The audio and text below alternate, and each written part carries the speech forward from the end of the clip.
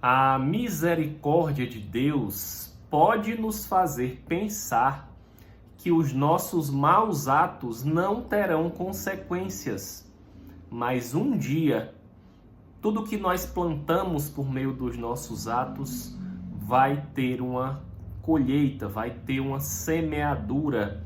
E é sobre isso que nós vamos falar hoje também aqui no Evangelho de Marcos, no capítulo 4, hoje, dia 4 de janeiro de 2025, e você é muito bem-vindo nesse propósito de leitura da Bíblia.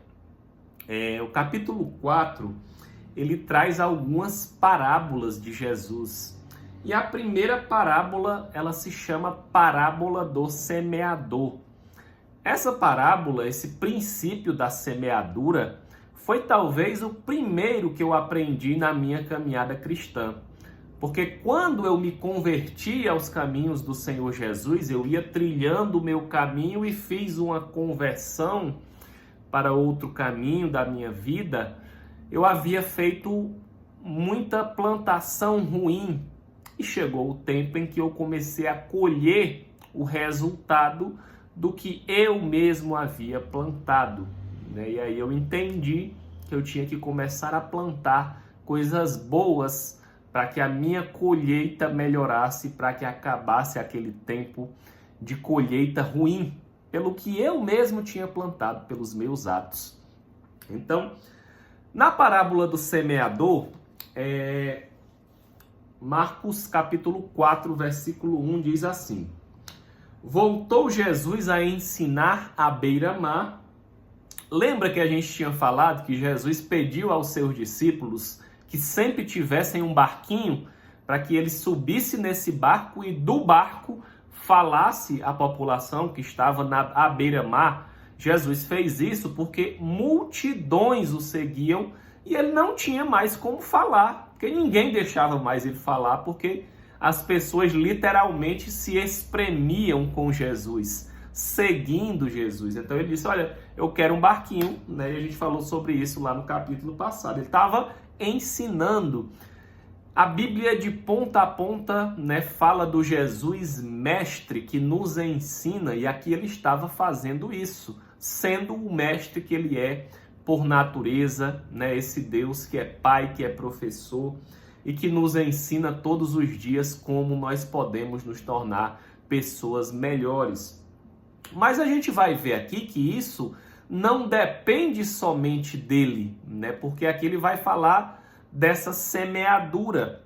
Só que essa semente, ela vai cair em um solo. Quem é esse solo? Sou eu. Então essa semente, essas palavras, esses ensinos, eles estão sendo lançados e pessoas irão ouvir, irão receber esses ensinamentos. Mas de que forma essas pessoas irão receber? Então diz aí, olha, ele entrou num barco onde se assentou, afastando-se da praia, e todo o povo estava à beira-mar. Assim lhes ensinava muitas coisas por parábolas. E parábolas são histórias, com as quais Jesus quer nos ensinar alguma coisa, Algumas trazem ensinamentos práticos e outras trazem comparações sobre como funciona o reino dos céus, esse reino celestial. E essa parábola Jesus fala assim: eis que o semeador saiu a semear. E ao semear, uma parte caiu à beira do caminho. O camarada estava com a mão cheia de sementes, a semente caiu da mão dele no caminho e ele continuou o seu percurso. E essas que caíram aqui na beira do caminho, diz que vieram as aves e a comeram. Comeu a serpente. Outra parte dessa semente caiu no meio de um solo rochoso. E era muita rocha, pouca terra. E essa semente aqui, não deu certo. Ela não caiu em solo rochoso e ela chegou a nascer, mas por não ser profunda a terra, o sol a queimou. A plantinha aqui não cresceu. Outra parte caiu entre os espinhos. A plantinha também brotou, mas quando ela começou a crescer, os espinhos a sufocaram. E outra parte, por fim, caiu em uma terra boa. E aí diz aqui que ela vingou e cresceu e produziu a 30, a 60 e a 100 por um. Multiplicou até 100 vezes mais. Então, 4 tipos de terra. A primeira semente caiu à beira do caminho. A segunda caiu em solo rochoso, não tinha muita terra. A terceira caiu entre os espinhos e foi sufocada. E a quarta caiu em boa terra e essa sim multiplicou. E aí aqui, Jesus estava falando aqui para multidões, diz a palavra aqui, né, que havia numerosa multidão ouvindo os ensinamentos de Jesus. Jesus contou essa história e a multidão foi embora. Ninguém entendeu nada com coisa nenhuma, nem quis entender, nem... Não entendi. Negócio, história é essa de semente caindo na beira do caminho. Mas os discípulos se aproximaram de Jesus e quiseram entender melhor essa parábola. Então, Jesus até hoje é assim, ele quer que a gente o busque, quer que a gente procure entender, se interesse pela sua palavra.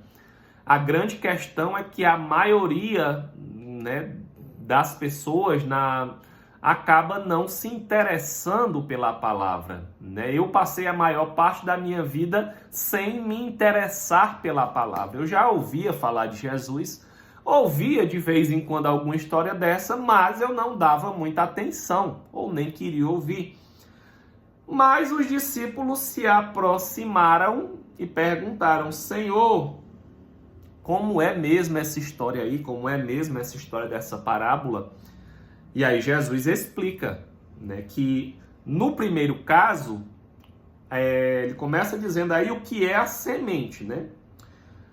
Versículo 14, o semeador semeia a palavra. Então a semente é a palavra de Deus, que eu estou aqui falando sobre ela. À beira do caminho onde a palavra é semeada, né, o que é o passarinho que come a semente é Satanás. Então, Satanás tem algum poder de comer a semente da palavra que está sendo semeada em nós. O que é o solo rochoso? São as pessoas que recebem a palavra com alegria.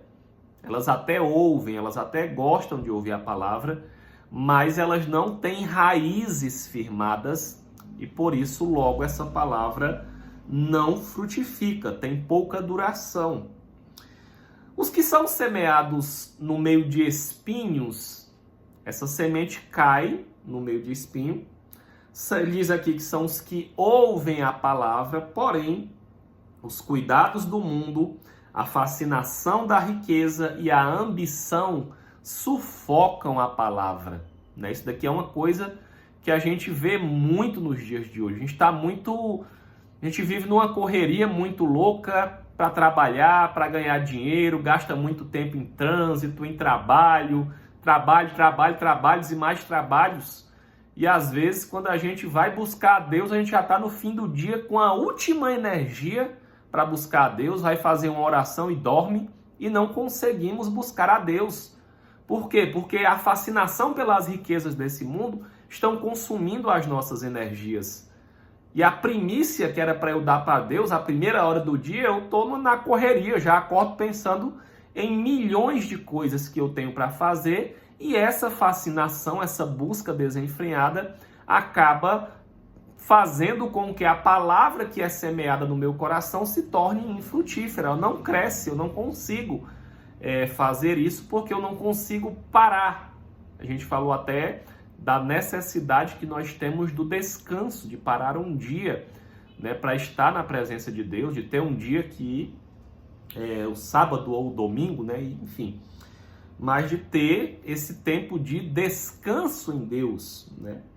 Mas por fim, Jesus explica aqui que a semente, que é a palavra que é semeada em boa terra, meu amigo, aí essa daqui são aqueles que ouvem a palavra de Deus, que a recebem no seu coração e esses frutificam. A palavra verdadeiramente se multiplica dentro de nós, e aí grandes coisas irão acontecer. E ele segue esse raciocínio aqui nas outras parábolas, né? Ele segue aqui no versículo 20, falando aqui de uma parábola da candeia. Essa candeia é uma lâmpada, é uma lamparina aqui, uma luz, uma luminária, né? Algum tipo de lâmpada aqui, só que naquele tempo não tinha energia como nós temos hoje. Então era lá uma candeia, um lampião. E a parábola diz aqui, olha: vem porventura uma candeia para ser posta debaixo do alqueire da cama, ou da cama? Você pega uma lâmpada e mete ela lá embaixo da cama? Não vem antes para ser colocada no velador? Uma lâmpada vai lá para o lugar mais alto do cômodo para que ela brilhe, né? Então aqui ele está falando sobre essa transmissão da palavra de Deus, sobre as nossas boas obras também, que devem acontecer, né? Devemos ser essa luz para o mundo. Temos uma grande responsabilidade. Infelizmente, muitos cristãos vivem por aí dando mau testemunho, né? Muitas pessoas apontam para um cristão e dizem: ixi, se é desse jeito aí, Deus me livre. Eu que não quero ser cristão assim. Mas não foi isso que Jesus nos ensinou. Ele nos ensinou, né, que as nossas obras têm que brilhar, né, que a gente tem que ser esta luz lá no local mais alto. É por isso também que eu estou aqui pregando essa palavra. E ele diz: pois nada está oculto senão para ser manifesto, e nada se faz escondido senão para ser revelado. O que foi que você já fez escondido na sua vida? Eu já fiz muita coisa escondida na minha vida, mas quando a luz de Cristo veio sobre a minha vida, eu precisei trazer muita coisa que estava em oculto à luz. Eu precisei confessar pecados, eu precisei confessar situações que eu não tinha contado para ninguém e que eu dizia: ninguém vai saber disso. Coisas erradas que eu fiz com a minha esposa, mentiras que eu fiz, muitas.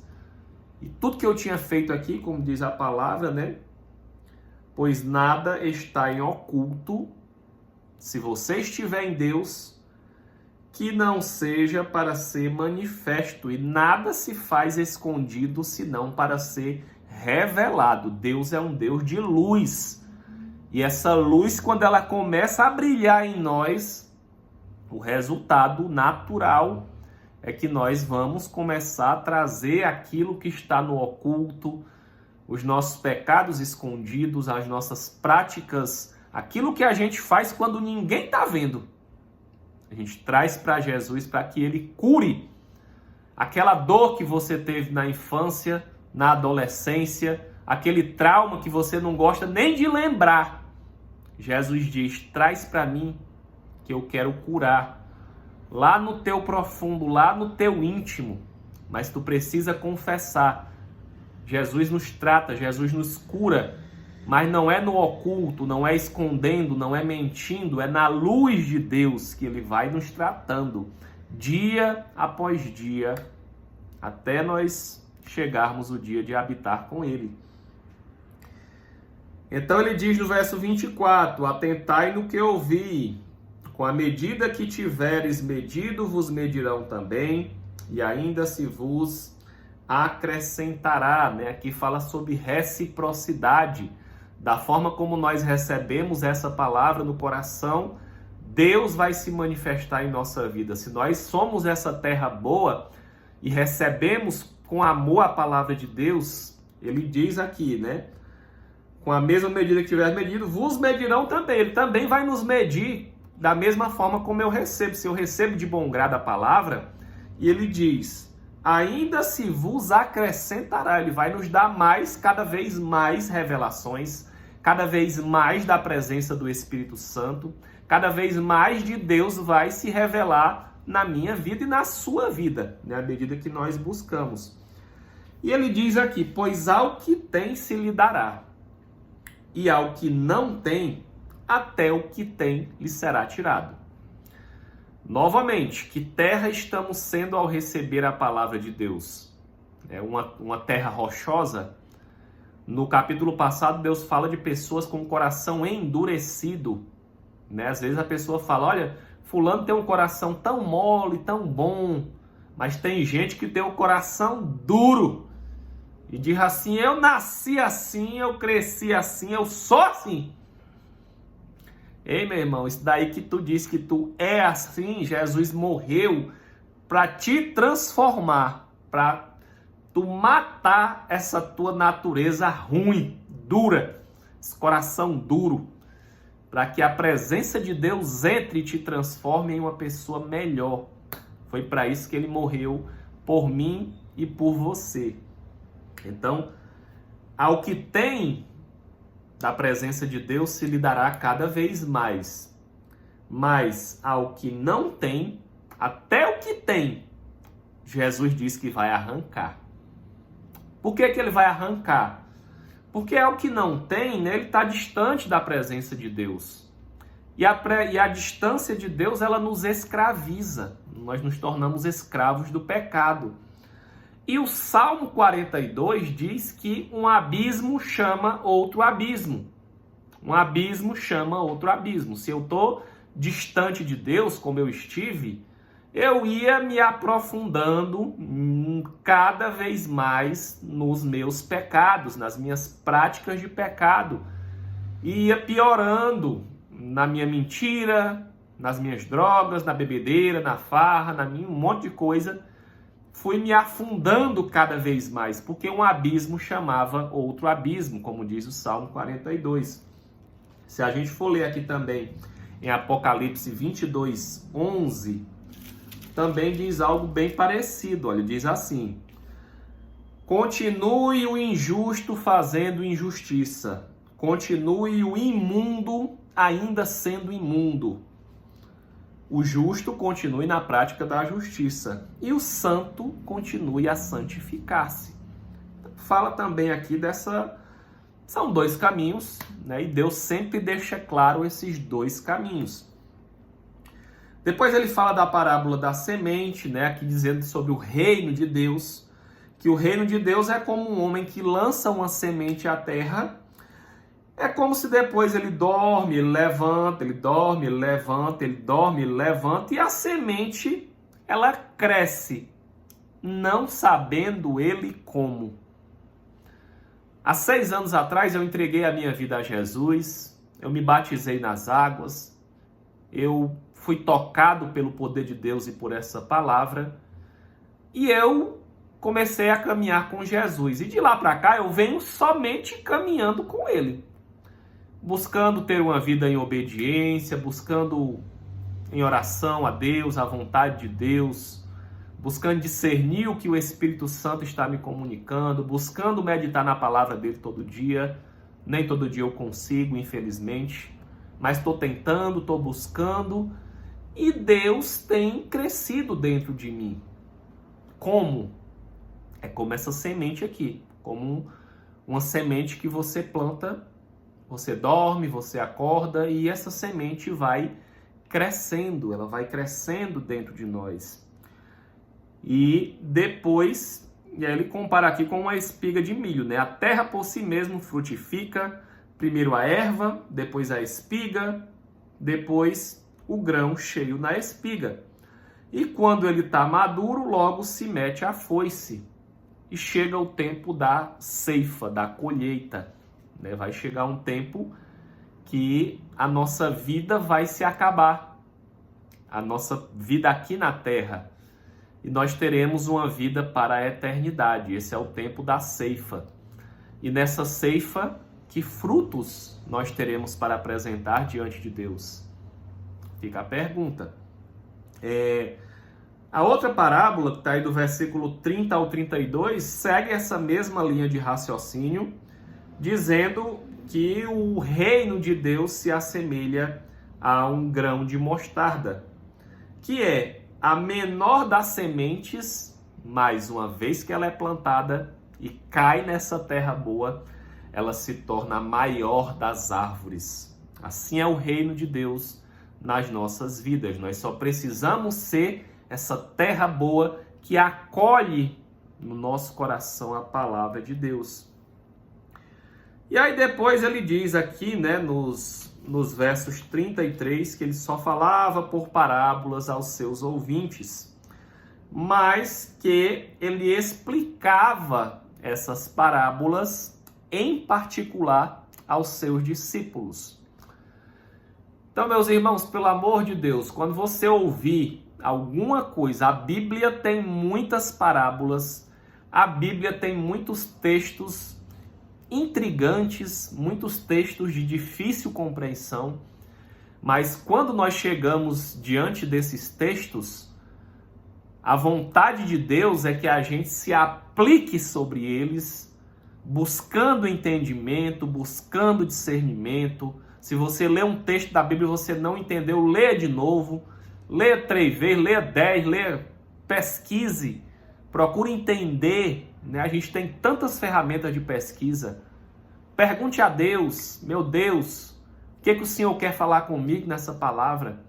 Seja discípulo de Jesus, não seja multidão que ouvia e simplesmente saía, né? E lá no verso 11 aqui ele diz, olha, a vós outros vos é dado conhecer o mistério de Deus, mas aos de fora tudo é ensinado por meio de parábolas, porque eles não vão entender nada, nem vão querer entender.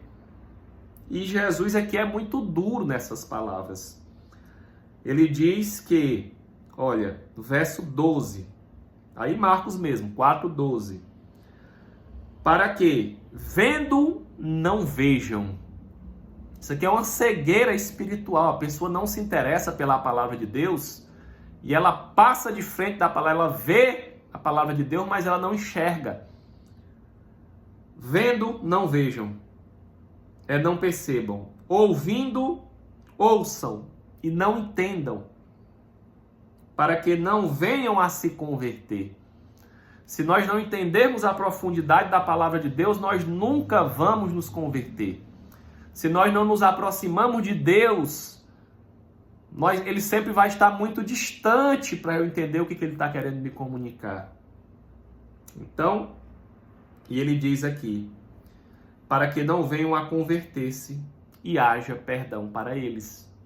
As palavras de Jesus aqui são muito duras. Olha, eu falo em parábolas porque eles não vão entender, não vão procurar saber, não vão se converter e não vai ter perdão para eles, porque eles não querem saber de mim. Eu dei a minha vida em sacrifício por eles, derramei o meu sangue, fiz a expiação e o pagamento pelos pecados deles, mas eles não querem saber de mim. Não tem perdão para eles. A palavra aqui é muito clara. Verso 12. Né? Então, a palavra de Jesus está sendo pregada nos 4 cantos da terra. Mas como é que está o meu coração para receber essa palavra? Fica essa reflexão nas nossas vidas, né? E aí, a última história que tem aqui nesse capítulo 4 é que Jesus acalma uma tempestade. E diz aqui, olha, naquele dia, sendo já tarde, disse Jesus, passemos à outra margem. E eles, despedindo a multidão, o levaram assim como estava no barco. E aí veio um grande temporal, as ondas batiam no barco e esse barco ia de um lado para o outro. E o barco já estava se enchendo de água. Qual era o resultado desse barco, minha gente? Ia afundar. O barco da nossa vida, ele pode querer se encher de água e querer afundar. Só que tem uma questão aqui. Quem era que estava dentro desse barco? Versículo 38. Jesus estava na polpa, dormindo sobre o travesseiro. Tem muitas preocupações na nossa vida, tem muitas tempestades, tem vezes que o nosso barco balança para lá e para cá e a gente pensa que nós vamos afundar. Só se Jesus não estiver nesse barco aí. Porque se ele estiver dentro do barco, vamos ver aqui o que vai acontecer se ele estiver dentro do barco. Os discípulos aqui acordaram Jesus e disseram, mestre, Não te importa que nós pereçamos, nós vamos morrer aqui dentro desse barco, mestre? Você vai deixar a gente morrer, não vai fazer nada? E Jesus, despertando, repreendeu o vento, mandou o vento parar de tanta ventania naquele barco. E disse ao mar: acalma-te, mar, emudece. Fica calmo, mar, tu tá muito agitado, mar. Para aí, para, tempestade. E a tempestade acalmou, meu, é Deus. Jesus tem o poder de acalmar a tempestade porque foi Ele que criou a tempestade. Ele é o Deus criador dos céus e da terra, das nuvens, da água, de tudo que há na terra. Ele é o criador, então o que ele criou, ele manda, ele dá ordens e ele diz: acalma a tempestade. E o vento se aquietou e fez grande bonança. Então ele disse, Jesus repreendeu os discípulos: por que vocês são assim tão tímidos? Essa palavra no original, no grego, né, tímidos aqui pode significar medrosos, covardes, no sentido de eles terem pouca fé. Jesus tinha acabado de falar aqui de verdades espirituais do reino, de parábolas sobre como nós recebemos a palavra. E cadê a fé desse povo? Na primeira tempestade eles ficaram morrendo de medo, tímidos, medrosos, pouca fé. Em algumas partes da Bíblia Jesus diz: homem de pouca fé. Sempre que Jesus curava muitas pessoas, ele dizia: a tua fé te curou, ou a tua fé te salvou, às vezes para salvação. E se nós estamos muito tímidos, Jesus está perguntando: onde está a tua fé? Por que você está assim tão tímido ou tão tímida diante da presença de Deus? Como é que não tendes fé? Versículo 40. E eles, possuídos de grande temor, disseram uns aos outros: quem é este? Quem é este? Jesus era o filho do homem, como a Bíblia relata. Ele era um homem, 100% homem. Mas Jesus também era o Filho de Deus, 100% Deus. E na sua divindade os discípulos se... Quem é esse, meu Deus? Esse é Jesus Cristo de Nazaré. Aquele que morreu por mim e por você. A Bíblia diz que ele é o autor da nossa fé. O autor. Se eu tenho fé, se você tem fé, é ele quem nos dá essa fé. Ele é o caminho, a verdade, a vida. E ninguém vai ao Pai a não ser por ele. Que Deus te abençoe grandemente em nome de Jesus. Que diante das tuas lutas e das tuas batalhas, diante das tempestades que querem todos os dias nos afundar, nos naufragar, que você tenha perseverança e fé em nome de Jesus. Que Deus te abençoe grandemente e até amanhã no capítulo 5, em nome de Jesus. Um grande abraço.